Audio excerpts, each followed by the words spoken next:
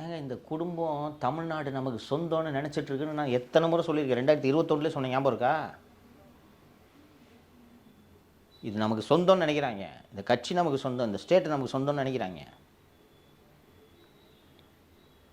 இல்லைன்னா திரைத்துறையெல்லாம் இப்படி ஆதிக்கம் செலுத்துறதுக்கான அவசியம் என்ன? அதிகாரம் எங்கேருந்து வருது உங்களுக்கு? ஒரு மாநிலம் உங்களுக்கு சொந்தம் என்று நீங்கள் நினைக்கவில்லை என்றால் அரசு பணம் 42 கோடி ரூபாய் எடுத்து எதற்காக அந்த கார் ரேஸை நடத்தினீர்கள் சொல்லுங்கள்? விளையாட்டை வளர்க்கறதுக்கா? உங்களோட கேளிக்கைக்கு தானே இது? உண்மை சொல்லுங்கள். இந்த ஸ்டேட் நமக்கு சொந்தம்னு நீங்கள் நினைக்கலன்னா எப்படி சார் இந்த ரேஸை நடத்துவீங்க? அதுவும் எங்கள் ஓமந்தூர் ஹாஸ்பிட்டல் பக்கத்துலையா? ஆ,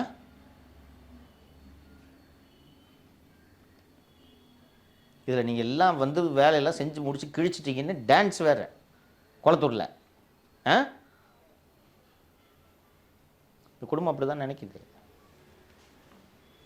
ஸோ உதயநிதிக்கு கொடுத்தாலும் வியப்பு இல்லைன்னு நினைக்கிறீங்க? நல்ல வேப்பு இல்லை, கொடுக்கணும், அப்போ தான் நல்லா இருக்கும்.